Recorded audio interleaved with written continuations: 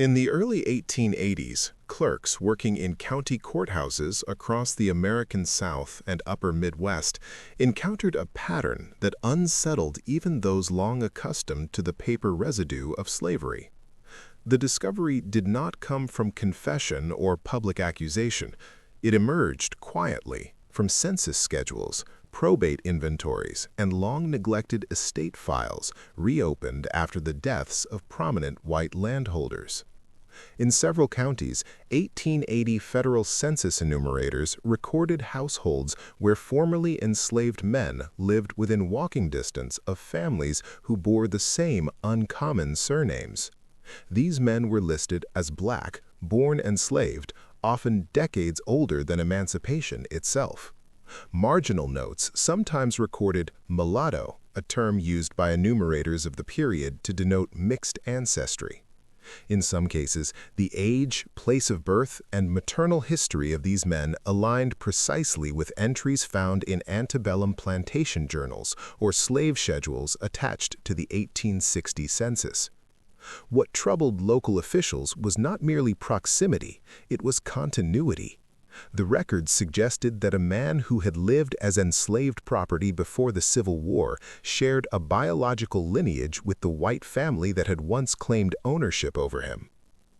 Archived newspapers from the 1880s reported, in restrained legal columns rather than headlines, a series of inheritance petitions and quiet challenges to wills. These notices rarely named the underlying cause directly.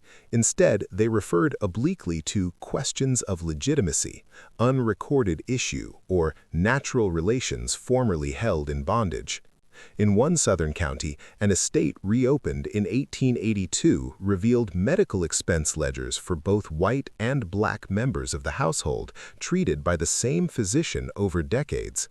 The physician's notes, preserved among probate materials, recorded striking physical similarities described in 19th-century medical language: bone structure, recurring illnesses, and congenital traits, without explanation. Such records, though not framed as proof, added weight to suspicions already whispered but never formalized. Contemporary accounts indicate that this was not an isolated phenomenon. Historians of the era, writing in legal and sociological journals of the 1880s, acknowledged that sexual relations between enslavers and enslaved women had been widespread and systematically unrecorded. What distinguished these 1880s discoveries was not the act itself, but the endurance of its consequences into a post-slavery legal order that was unwilling to acknowledge them. Police logs and court dockets from the period show no criminal proceedings attached to these revelations. Instead, silence prevailed. Claims were delayed, dismissed, or quietly withdrawn. Men whose blood tied them to white families remained classified as laborers, tenants, or dependents. Their existence was documented, but their connection was not. The disturbing nature of the discovery lay precisely in this restraint. The records did not shout, they accumulated. Page by page, they revealed that bondage had not merely extracted labor, it had woven bloodlines that persisted long after emancipation, binding enslaved men to families that continued to deny them recognition. This documentary examines one such historically documented pattern as revealed through 1880s records alone. It does not reconstruct private conversations or invent motives. It follows the paper trail left behind, imperfect, incomplete, and unsettling in its implications. By the 1880s, the United States existed in a state of legal freedom and social regression. Slavery had been abolished for nearly 2 decades, yet its structures remained embedded in land ownership, labor arrangements, and racial classification.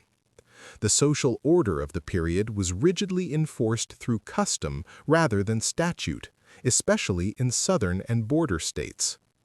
Census data from 1880 shows formerly enslaved men overwhelmingly listed as farm laborers or tenants, even when residing on land they had occupied for generations. White families who had owned plantations before the war retained economic control through sharecropping contracts and debt arrangements recorded in county offices. These documents make clear that emancipation altered legal status but not daily dependence.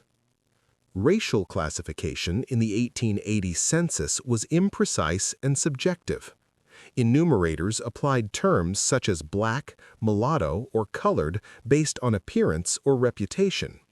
These labels carried legal consequences, affecting voting access, employment, and residency. Nowhere did census schedules allow for acknowledgement of paternity when that paternity crossed racial lines. Contemporary legal texts from the era confirm that children born to enslaved women inherited the status of the mother, regardless of the father's identity. This principle, long established in slave law, was never formally dismantled in social practice after emancipation. Thus, blood relation did not translate into kinship. Church records from the 1880s further illustrate separation. Baptismal and burial registers often listed black congregants in separate volumes or marginal sections. Yet in some rural churches, surnames repeated across racial lines, suggesting shared origins unacknowledged from the pulpit. The 1880s were also marked by a deliberate narrowing of historical memory. Public discourse emphasized reconciliation between white North and South, often at the expense of confronting slavery's intimate realities. Newspapers avoided explicit discussion of interracial lineage except when tied to scandal or litigation. Within this environment, a man could live his entire life recognized as property, laborer, and dependent, while the family that shared his blood retained social standing and legal privilege. The system required no conspiracy. It functioned through omission. The individuals identified in 1880s records are known not through personal testimony, but through documentation. Their names appear in census rolls, tax lists, and estate files.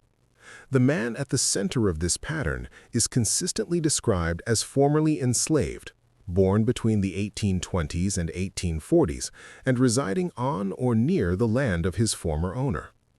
Estate records indicate that the white patriarch in question maintained control over property before and after the war. His probate file, reopened in the 1880s, lists acknowledged heirs, white children born within marriage, and unnamed dependents receiving small provisions of food, clothing, or shelter. Escalation occurred not through accusation, but through paperwork. When land was sold or divided, clerks noted objections.